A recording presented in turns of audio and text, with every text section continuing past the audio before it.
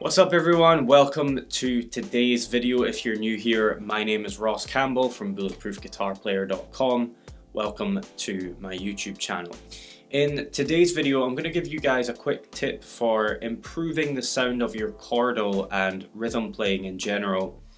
And this is going to be to do with how you can mix and match particular chord voicings and chord types to create a sense of, I guess, continuity would be the most appropriate word within the context of playing major chord progressions.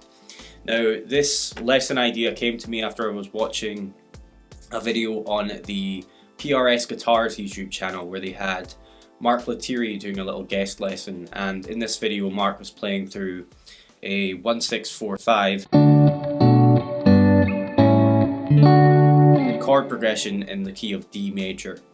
And he was basically just showing you a bunch of different cool chord voicings that you could use to play each of those chords and getting really quite out there with it.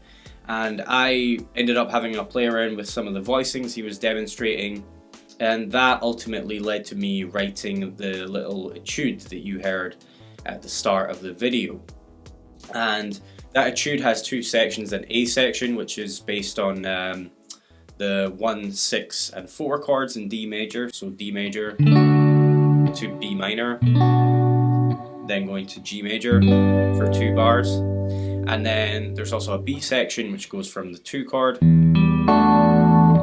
the 3 and then up to the 4. And I have added a full breakdown lesson of that etude to the extra section of bulletproofguitarplayer.com, so if you are a paying member, you have instant access to that with downloadable tab files. If you're not a paying member but you'd like to become one, the link to sign up is in the description box below. And in this free YouTube lesson, what I want to focus on is really just the first 3 chords that make up, well, the only 3 chords that make up the A section of that etude. So the 1, 6 and 4 in D major, which are the chords D major, B minor and G major. I'm going to show you, I'm going to talk about how I've chosen particular voicings and chord types to mix and match and create what I said earlier, like a sense of continuity between the chords. So let's start by taking a look at the start of the etude. Let's look at how I play the D major, B minor and G major chords to begin with.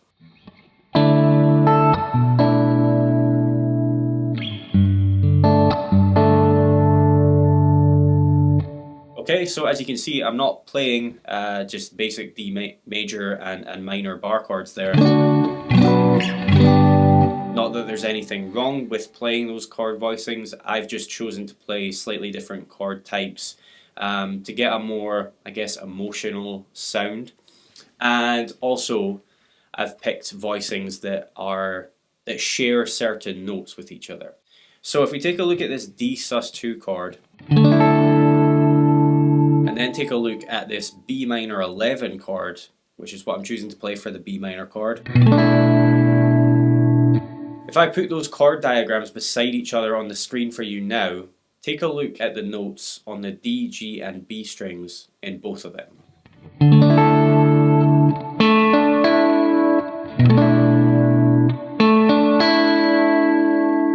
They're the same, right? Both the D sus2 and the B minor 11 chord have the notes A, D and E in common, and they're found in the exact same place on the fretboard. So when I started out with the D sus2, I was thinking what voicing would work well with for the B minor if I want to connect this to it. And the obvious choice was the B minor 11, because those 2 chords have 3 notes that are common to one another, which I think is pretty cool. It creates, quite a nice sound, the combination of those 2 chords. And I can take that even further if I go down here and play my G sus2 chord. If I want to extend that chord further, I could incorporate the open high E string, and that would make it a G6 sus2 chord. And that would give me all 3 of the notes that are found in both of these chords. they would be played on the G, D and E strings now. But listen to that. Those top three notes are the same three notes that are common to both the D sus2 and the B minor 11. So right from the start of the etude, you've got three different chords: D sus2, B minor 11 and G6 sus2, and they all have those three notes A, D and E in common with each other, which is pretty cool. It creates an interesting sound, I think. Let's take a look at another way of playing that. So what I'm going to do is take the D sus2 and the B minor 11 chords, and instead of playing them up here, I'm going to move them down to more of an open position so that they are, you know, close to the G6 sus2 chord. So for the D sus2, that's going to look like this. For the B minor 11, basically just going to add a low B note to that D sus2 shape.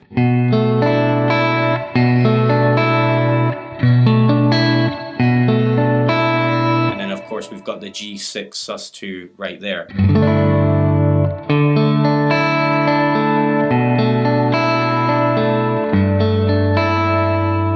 And as you can see in here, we've still got those A, D and E notes on the top three strings in all three chords.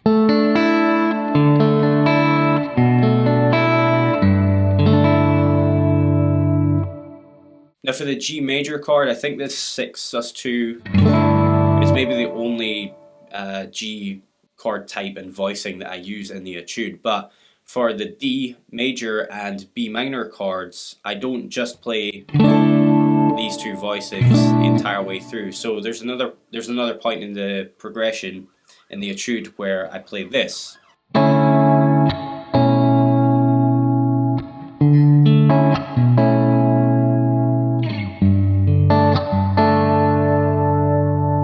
So what I'm doing there, what this chord is for the D major, it's a D major 7 sus2, okay?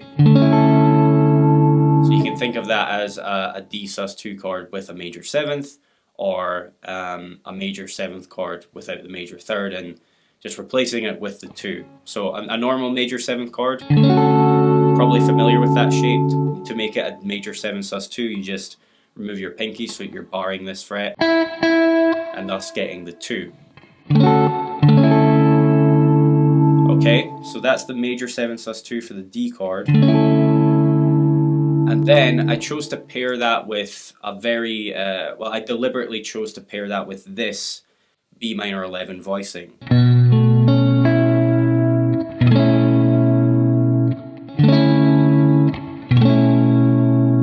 And carrying on with the theme of this video, which is, you know, matching chord voicings and chord types that share certain notes, you can probably tell why I chose to play that specific B minor 11 voicing. It's because if you look at the D, G and B strings again,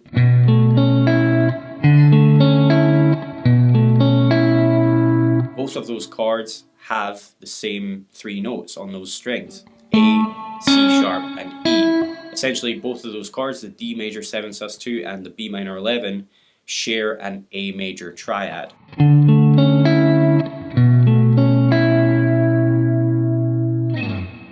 And I just want to point out that I chose to just play this G6 sus2 because I like the sound of it. You know, I didn't want to necessarily have it so connected to these two chord voicings.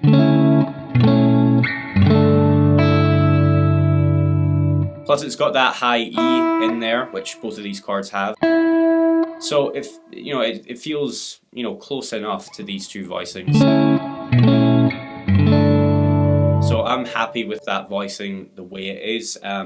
Just take everything I'm saying in this video as a recommendation for something that you can try experimenting with in your rhythm and chordal playing. You know, sometimes it's absolutely fine to go.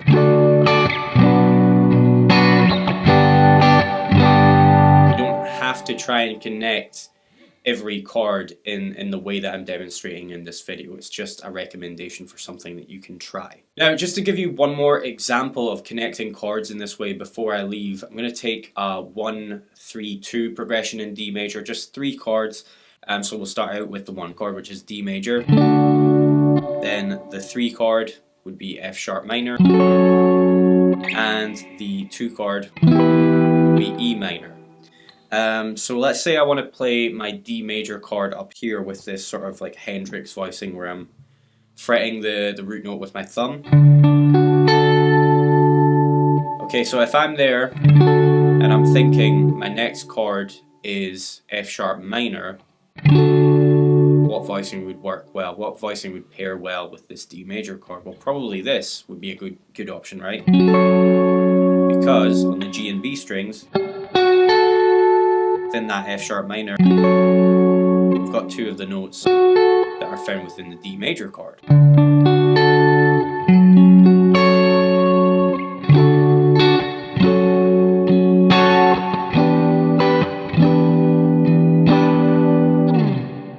But you could take that one step further, and instead of playing just a straight D major chord, you could play a D major 7th voicing, which would look like this.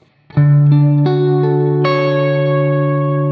if you did that, well, now you've got 3 notes that are common to both the D major 7 and the F sharp minor chord. So basically the top 3 notes in both of those chord voicings are an F sharp minor triad.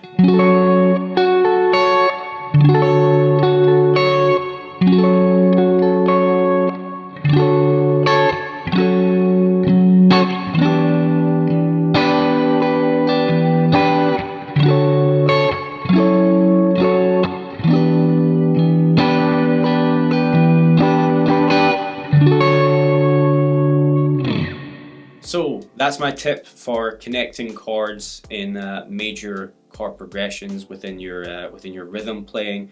I hope that it was helpful, and it should go without saying that in order to be able to instantly try this out, you probably will need a somewhat extensive chord vocabulary. You'll have to know a bunch of different extended and suspended chord types. I mean, of course, you can experiment by just moving your fingers around and seeing what kind of sounds you get, but it definitely helps to have a good chord vocabulary at your disposal already. So if you're interested in learning more about chords and how to practice them, and maybe you were thinking about signing up to my website to get the bonus lesson on the etude that I played in the intro and the tab files and all that, if you do that, you get access to both of my online courses as well for the same price. And within both of those courses, as Bulletproof Guitar Player Parts 1 and 2, there is extensive material to be found and studied on the topic of chords and how to practice them. So just wanted to let you know that if you were thinking about signing up to the site. And that is going to do it for today's video, guys. I really hope that you enjoyed it.